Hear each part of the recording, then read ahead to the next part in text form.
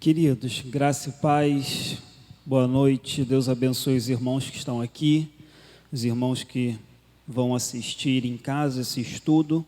Hoje é o nosso 12º estudo sobre família. A gente tem toda quarta-feira meditado um pouco sobre família.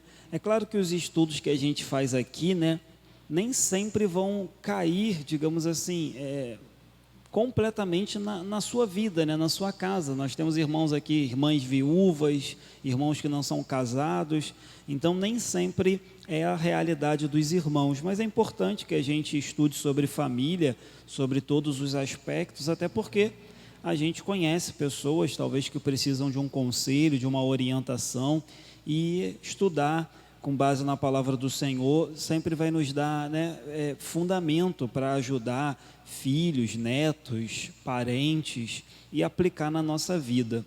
Coloca para mim, William, Efésios 4, eu vou ler verso 31 e 32 do 4, depois eu vou ler o 1 e o 2 do capítulo 5. Efésios 4, vou ler o 31 e o 32. Isso, diz assim: longe de vós toda amargura e cólera e ira e gritaria e blasfêmias, e bem assim toda malícia. Antes, sede um para com os outros benignos, compassivos, perdoando-vos uns aos outros, como também Deus em Cristo vos perdoou. Sede, pois, imitadores. Verso 1, isso. Sede, pois, imitadores de Deus, como filhos amados, e andai em amor, como também Cristo nos amou e se entregou a si mesmo por nós, como oferta e sacrifício a Deus em aroma suave. O estudo que a gente vai fazer hoje aqui é acerca dos inimigos da família.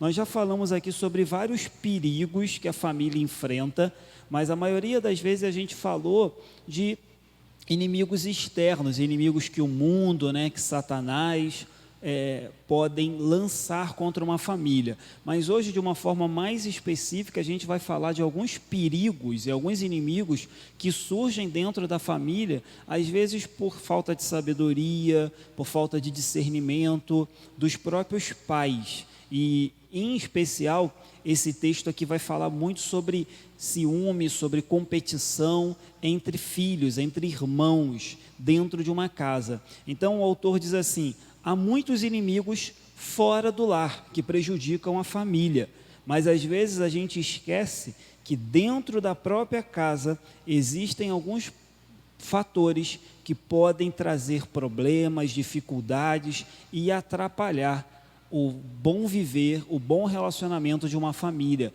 Aí o autor diz: desde o Éden é assim, desde o Éden, desde que Adão e Eva pecaram, a família começou a enfrentar problemas fora e dentro do próprio seio familiar. Os filhos de Adão e Eva já representam isso muito bem, problemas exteriores e problemas interiores. Então ali a gente vê isso claramente. O primeiro problema de Adão e Eva foi exterior. Satanás vem, tenta Eva, que cai, Adão cai também, e depois o problema começa a ser interno, entre eles, entre os filhos, e assim sucessivamente.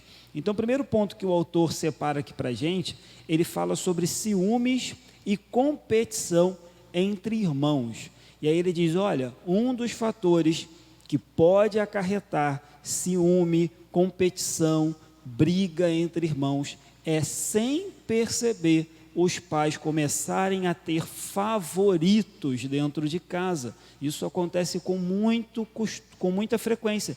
E na segunda-feira mesmo, no grupo Davi, Meuri falou um pouco sobre isso, que em algum momento da vida dela, porque ela tinha que dar mais atenção ao caçula, a mais velha pensou que ele era favorito, e não era isso que acontecia.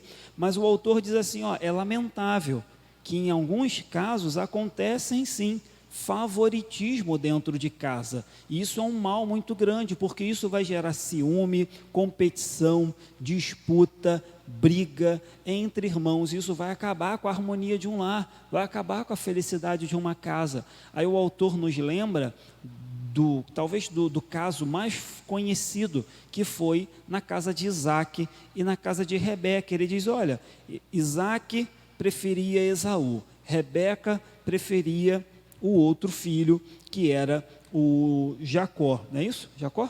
Isso mesmo. E por erro de ambos, erro dos dois, por cada um ter preferência por um irmão, isso gerou um sério problema. Os irmãos começaram a competir entre si, começou a ter frustração da parte dos filhos, de maneira em que o ódio foi crescendo, a raiva foi crescendo, o rancor foi crescendo, os problemas foram aumentando, tudo porque dois pais não tiveram sabedoria na hora de educar, acolher e viver ali o amor com os seus filhos. O autor diz assim, a falta de amor a falta de amor na infância pode afetar todo o futuro de uma criança.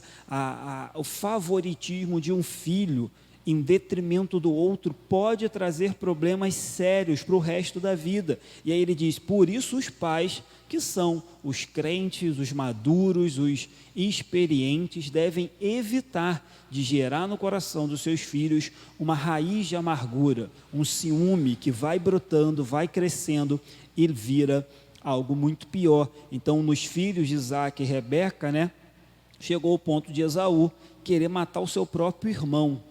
E aí o resultado disso foi que Rebeca, que digamos que teve a atitude de favorecer o filho, que embora Isaac preferisse Esaú, ele não fez nada para favorecer Esaú, porque Esaú já era o primogênito, certo? Mas Rebeca não, Rebeca toma uma atitude, burla o seu marido, burla ali a bênção da primogenitura, e qual é a consequência? Esaú quer matar Jacó, Jacó foge, e você vê, Rebeca morre, sem nunca mais ver o seu filho preferido. Ou seja, o favoritismo, a preferência de Rebeca foi tão cega, foi tão prejudicial para a família, que ela nunca mais vai ver seu filho predileto, nunca mais vai ver seu filho favorito. E a gente sabe que Deus tinha um propósito na vida de Jacó.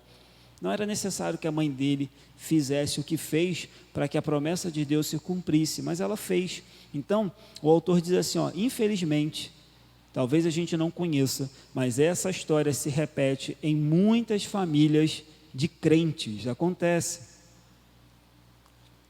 Pais que se identificam mais com a característica de um filho, pais que se identificam mais com uma atitude de outro filho, e isso vai gerando contenda, briga e um racha incomparável, ou melhor, irreparável dentro de muitas famílias. Aí o autor diz, cuidado, pais. A Bíblia no Salmo 127 fala que os filhos são herança do Senhor, os. Então, independente das características que cada filho carregue, ou do estilo, do modelo de cada filho, da forma, da personalidade de cada filho, a Bíblia diz que os filhos são herança do Senhor, e não um é mais herança do que o outro. Então, ele diz assim, temos que aceitar cada filho do jeito que ele é, demonstrando amor e afeto igualmente, independente se algumas características nos agradam mais do que outras, se alguns filhos são mais próximos do que outros. Ele falou, tratar os filhos de forma desigual vai levar a ciúme, competição, disputa dentro da casa. Essa disputa não é sadia. Ele diz, Efésios 6, coloca para mim, William, Efésios 6,4 diz que os pais não devem irritar seus filhos, e vós pais não provoqueis vossos filhos a ira, mas criai-os na disciplina e na admoestação do Senhor. Então ele diz, cuidado, a Bíblia traz também orientações para os pais, para que os pais tenham sabedoria ao criar seus filhos. Um outro ponto aqui que o autor vai chamar, que pode ser um motivo de crise dentro da casa, é quando pais separados adquirem um novo relacionamento. Então ele diz, olha, muitas famílias onde o pai e a mãe são separados, eles vêm a casar de novo, e aquela pessoa quando vem já traz também seus filhos. Ele diz, olha, se não houver sabedoria também para que os filhos, né, digamos assim, biológicos, saibam se adaptar ao novo cônjuge, né, ao novo casamento e aos filhos que talvez virão do outro casamento, isso também pode gerar problema. E aí ele dá um exemplo aqui que eu achei bem interessante. Ele diz: olha, tudo ia bem com Ismael. Ismael era o filho de Abraão, tudo ia bem. Ismael vivia bem com seu pai, Abraão tinha um bom relacionamento com ele, Sara estava até satisfeita, porque foi ela que deu a ideia de Abraão deitar com Agar, coisa que não era da vontade de Deus, nem de Abraão, mas Sara insistiu, então tudo ia bem, até que de repente o meio-irmão aparece Isaque, o filho da promessa, e aí o problema começa. Então ele diz, eram meio-irmãos, um era filho de um relacionamento com a concubina, e o outro era filho da promessa, filho de Sara, e o problema fica tão grande, a ponto que Abraão tem que mandar embora Agar e o seu filho, era filho de Abraão também, culpa dele e de Sara que arrumaram esse problema, mas não souberam lidar com isso. Então essa é uma realidade. Bom seria que dentro da igreja evangélica não tivéssemos divórcio, mas a gente tem, e aí vai fazer o quê? Então a gente tem que saber lidar com isso também. Então quando você se divorciou, tem seus filhos, vai começar um novo relacionamento, que aquela pessoa também tem filhos, ore e pense muito bem como isso vai acontecer, porque pode haver um choque muito grande. As crianças podem não se adaptar àquela madrasta ou àquele padrasto, as crianças podem não se adaptar àqueles irmãos que estão chegando novos. Então até nisso a gente tem que ter muita sabedoria, porque como eu disse, bom é que não houvesse divórcio, mas tem, e uma vez que tem, as famílias precisam se reagrupar e viver de forma para a glória de Deus. Então ele diz, é complicado quando há na mesma casa irmãos de relacionamentos diferentes, mas como somos cristãos, nós devemos lutar pela harmonia naquela nova família, pela paz naquela nova família, independente se é filho dos dois, se é filho de um só, não importa, importa é que se você sentiu o desejo de casar e agora você vai juntar irmãos de casamentos diferentes, como crente, você precisa fazer de tudo para que haja harmonia, paz naquela casa, que não haja competição, que não haja ciúme, que não haja briga, porque esse não é o propósito. Ninguém casa para viver o inferno dentro de casa, certo? Então, cuidado. Primeiro ponto, então, pode haver ciúme e competição por causa de favoritismo, pode haver ciúme e competição, porque às vezes pais separados casam de novo e não oram e não têm sabedoria para formar essa nova família, certo? Eu acho que esse é um ponto, nem é o ponto da lição aqui, mas eu sempre tenho dito isso.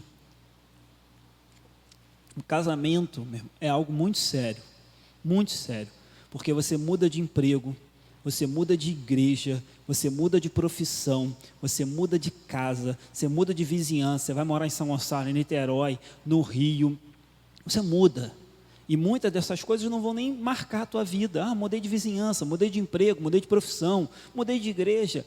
Talvez isso não vai deixar uma marca na tua vida, mas quando a gente muda de relacionamento, muda de casamento, não tem jeito, isso deixa uma marca que a gente vai carregar para o resto da vida. Então os jovens, os adolescentes devem pensar muito, mas muito, porque isso é algo que a gente vai carregar para sempre, ainda mais quando tem filhos, a gente sempre vai ter que ter uma relação dentro do possível amigável, pacífica, crente com aquela pessoa com quem a gente foi casado, porque a gente tem filhos com aquela pessoa e esse vínculo não acaba. Então eu tenho dito muito isso, principalmente para aqueles que não são casados, cuidado, porque é muito sério.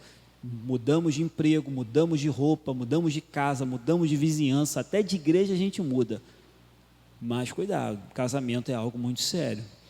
Segundo ponto aqui que ele vai falar, que a gente deve evitar dentro da nossa casa, intrigas e rancor, e ele traz exemplos aqui muito legais. Ele diz, olha, é muito triste quando dentro de uma casa, dentro de uma família, principalmente irmãos, tentam enganar um ao outro, tentam tirar vantagem, tentam viver de forma, enfim, com intriga, com rancor, e aí ele diz assim, engraçado, parece que na família de Davi era assim. Ele diz, Davi tinha muitas qualidades, Muitas qualidades, muitas qualidades. Davi foi elogiado pelo próprio Deus, mas parece que Davi não era bom na criação de filhos. Parece que como pai de família, chefe do lar, Davi foi um fracasso. E é muito legal a gente olhar com esse prisma, porque a gente percebe que homens de Deus não são perfeitos. Servos do Senhor também erram. Servos do Senhor também têm que reconhecer sua fraqueza e dizer, olha, eu não sou tão bom nisso aqui, eu preciso buscar o Senhor para melhorar. Eu não sou muito bom nessa situação, preciso buscar a Deus para Deus me iluminar, me dar sabedoria, me dar conhecimento. Então você vê Davi, um grande rei, um grande homem de Deus, tinha intimidade com Deus, mas cometeu erros absurdos. E na criação dos filhos, a gente lembra muito do erro de Davi com Betseba, né? É o erro mais conhecido de Davi. Mas os erros de Davi na criação de seus filhos são talvez até maiores e piores. Quer ver? Vamos ver um aqui. E aí ele diz assim, ó, Davi preferiu ignorar o problema que acontecia na sua casa. Quantos pais não são assim hoje? Fingem que não veem os problemas acontecendo dentro da sua casa. Fingem. E aí o primeiro exemplo que ele dá aqui é de Absalão e Aminon. Eram dois meio-irmãos de Davi, né? Eram filhos de mulheres diferentes, mas eram irmãos. Os dois eram filhos de Davi. Aí o texto lá em 2 Samuel 13, eu não vou ler porque é bem grande, diz que certo dia Amnon viu a Tamar, que era irmã de Absalão, certo? Filha de Davi também, meia irmã dele, mas era irmã mesmo de Absalão. E o texto diz que ele se apaixonou pela menina. E em vez de procurar seu pai Davi para conversar sobre o assunto, o texto diz que ele força a sua meia-irmã a dormir com ele. E ele ali abusa da sua meia-irmã, e o texto diz que depois de fazer isso, diz assim, 2 Samuel 13:15, depois que Amnon depois que ele dormiu com ela, depois Amnon sentiu por ela grande aversão, e maior era a aversão que sentiu por ela do que o amor que lhe votara. Ou seja, depois que ele fez a besteira, que ele caiu em si, ele começou a ter aversão pela menina. E aí o texto diz que o seguinte, Absalão, quando sabe do que acontece, então você vê, Amnon, em vez de procurar seu pai Davi para falar que estava apaixonado pela sua meia-irmã, ele não fala com Davi, ele vai lá e toma uma atitude precipitada e dorme com a sua meia-irmã. Absalão, quando fica sabendo disso, também não vai falar com seu pai não, pega a sua meia-irmã, leva para a casa dele e deixa ela lá, deixa ela guardada lá com ele e fica cuidando dela. Ele espera 2 anos uma oportunidade para matar esse irmão. Ele fica 2 anos ali aumentando aquele rancor, aquele ódio, aquela intriga, aquela vontade de vingança. Não procura em nenhum momento seu pai, não procura em nenhum momento o seu próprio irmão para saber o que tinha acontecido. Ele simplesmente espera uma oportunidade. E depois você lê lá no verso 21, coloca para mim aí, William, é 2 Samuel 13, verso 21, o texto deixa entender que Davi se omitiu, que Davi sabia do que estava acontecendo e fez vista grossa. Ouvindo o rei Davi todas essas coisas, muito se lhe acendeu a ira. Passa para mim, William. Muito se lhe acendeu a ira. Porém, Absalão não falou com Amnon, nem mal nem bem, porque odiava Amnon por ter forçado a Tamar, sua irmã. Então você vê que o texto diz que Davi ficou muito chateado, ficou muito irritado, muito irado, mas em nenhum momento o texto diz que Davi fez nada para evitar o que estava por vir. Aí o autor diz assim, tem um ditado que diz que tem mãe que é cega, mas tem pai que também é. Davi era um pai que preferiu fechar os olhos para o que estava acontecendo dentro da sua casa e não fez nada. Aí no verso 23 diz que Absalão faz uma festa, convida todos os seus irmãos e num determinado momento ele manda que matem Amnon, o seu irmão. Aí o autor diz assim, é triste ver como Davi ignorou o problema, quando ele poderia lá atrás ter colocado um ponto final e evitado toda essa tragédia que aconteceu dentro da sua casa. Então, intriga, rancor, ódio dentro de uma casa, entre meio-irmãos que não deveriam agir assim. Um outro exemplo também dentro da família de Davi, Adonias e Salomão. Eram irmãos por parte de Davi, também não eram filhos da mesma mulher. O que acontece? Adonias era o filho mais velho, mas o trono foi prometido a Salomão. Davi disse que quando morresse, Salomão assumiria o trono, e Adonias ficou revoltado, não aceitou porque era mais velho. E aí de novo a Bíblia vai dizer que Davi não fez nada. Coloca para mim, William, 1 Reis, capítulo 1, verso 6. Ele sabia que Adonias, Davi, não aceitou que seu irmão reinasse, aí diz assim, jamais seu pai o contrariou, dizendo, por que procedes assim? Ou seja, Adonias estava contando para todo mundo que não aceitava a decisão de seu pai, nem a vontade de Deus na vida de Salomão, que iria se rebelar contra o rei Salomão e ia assumir o trono, desrespeitando seu pai e a vontade de Deus. E o texto diz, jamais seu pai o contrariou, jamais Davi o chamou para dizer, o que está acontecendo aí? Deus não disse que é teu irmão, já não disse que é teu irmão que vai ser rei? Davi, mais uma vez, fechou os olhos para o problema que estava acontecendo na sua casa. E aí o autor fala algo que é verdade. Às vezes é mais cômodo fechar os olhos, fingir que nada está acontecendo. Às vezes é mais cômodo pegar um celular e dar na mão da criança para ela ficar ali assistindo 5 horas de YouTube, do que contrariar, do que dizer não, porque chora, porque faz pirraça, porque fica de bico. Essa semana, queridos, olha que ponto chegamos. Por isso que a gente tem que orar muito e ter muita sabedoria em impor limite nos nossos filhos desde novo. Essa semana, um menino de 13 anos, na Paraíba, na cidade de Patos, eu sei porque eu conheço a cidade. O pai dele, um policial aposentado, proibiu ele de mexer no celular, porque ele não estava tirando boas notas e estava fazendo, pirraça. 13 anos. O pai sai para ir na farmácia comprar um remédio, ele pega a arma do pai, tira a vida da sua mãe. Quando seu pai chega, o seu irmão de 7 anos corre em direção ao seu pai, ele atira nas costas do irmão, mata o irmão, depois atira no peito do pai, e o pai está paralítico, tetraplégico. Essa semana, porque tirou o celular. A gente precisa impor limites o quanto antes nas nossas crianças e nos nossos filhos, senão vai chegar uma tragédia como essa. Vai acontecer uma tragédia. Então, o que aconteceu? Anos depois, Salomão assume o reino. Adonias, anos depois, em vez de procurar seu irmão, Salomão deixa ele sair, Salomão deixa ele se refugiar e morar numa outra cidade. Salomão não faz nada com ele, mas anos depois ele vem e vai falar com a mãe de Salomão, com Betseba. E aí, na conversa que ele tem com Betseba, ele diz assim, tu sabes que esse trono tinha que ser meu, tu sabe que o rei, quem tinha que ser o rei era eu e não Salomão. E aí ele fala mais algumas coisas para Betseba. O que acontece? Salomão, se irrita, não gosta e manda matar ele. Mata ele. Mais um que morre na mão por meio de um irmão, na família de Davi. Então, meu irmão, a gente tem que tomar cuidado.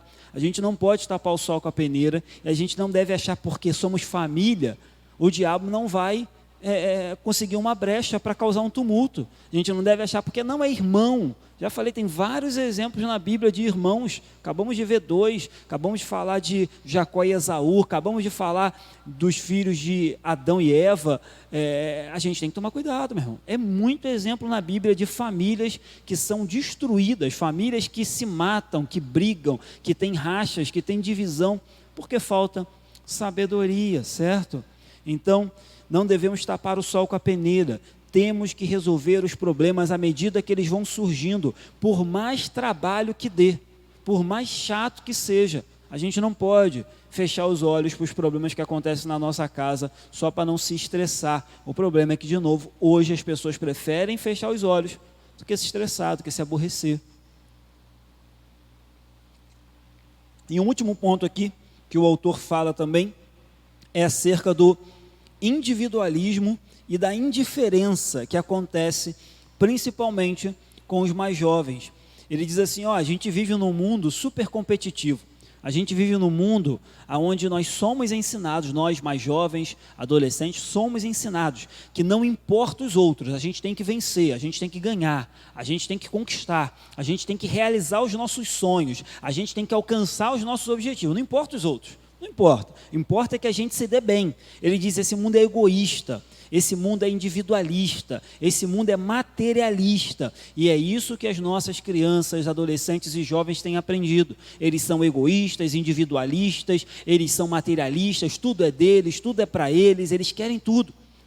E não importa o que eles tenham que fazer para conseguir isso.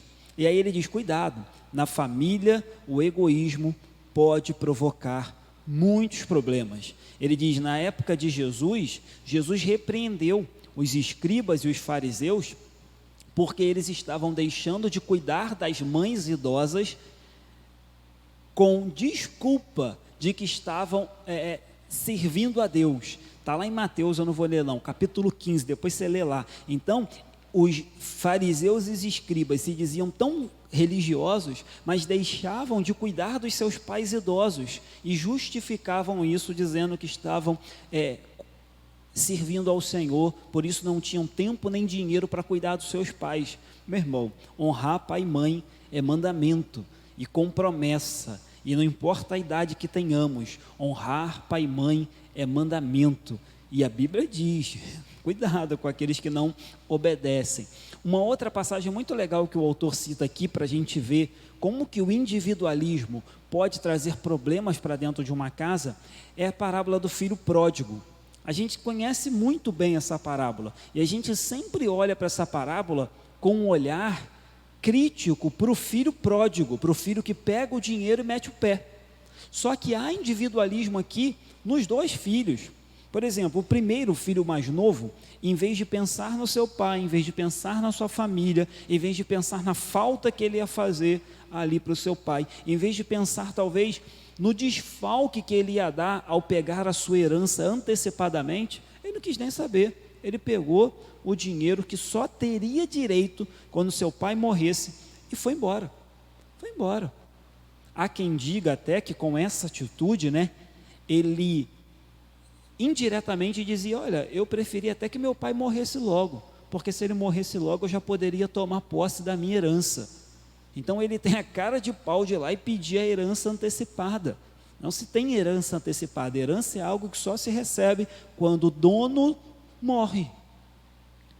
Mas o filho mais novo, o filho pródigo, ele não está nem aí. Ele é individualista, ele é egoísta, ele é materialista, ele quer os bens, ele quer o dinheiro, ele quer aproveitar, ele quer curtir, ele quer realizar o sonho dele. Não importa se o pai dele vai ficar mal, se o irmão dele vai ficar mal, se a família vai ficar mal, não importa. Aí o autor diz assim: quantos jovens hoje em dia vivem assim?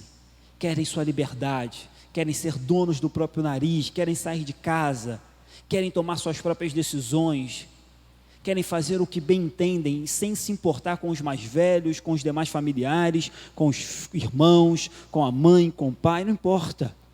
Ele diz: olha, é terrível que hoje a gente viva em momentos assim. O som está indo e voltando sozinho, Aí ele diz assim: mas o filho pródigo logo percebeu o que todo jovem vai perceber. Todo jovem vai perceber que quando o dinheiro acabou, quando os prazeres acabaram, ele viu que estava no fundo do poço, que ele não tinha nada, que ele não tinha ninguém, que tudo aquilo que ele viveu era vazio, não trazia paz, não preenchia o coração, não dava sentido para a sua vida.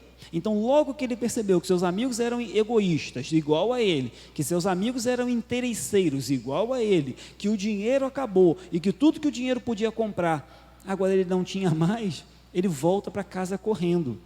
E é aí que o autor diz: mas o filho mais velho também tem traços de individualismo. O filho mais velho tem traços de egoísmo também, a gente precisa olhar. Então ele diz: olha, cuidado, esse é um retrato de hoje. Muitos jovens querem ser livres para fazer o que bem entendem, são individualistas, egoístas, e isso é um inimigo, isso é um problema, isso é um câncer dentro de uma família. Aí ele diz: olha, o irmão mais velho é tão individualista quanto, ele é indiferente à dor do seu pai. Seu pai estava sofrendo por aquele filho que se foi, e quando esse filho volta, ele não está nem aí, ele não quer saber se aquele pai que estava triste agora está alegre porque seu filho voltou, ele não quer saber se o irmão que estava morto, afastado, desviado, comendo com os porcos, voltou para casa. Não, ele é individualista também. Ele é egoísta também.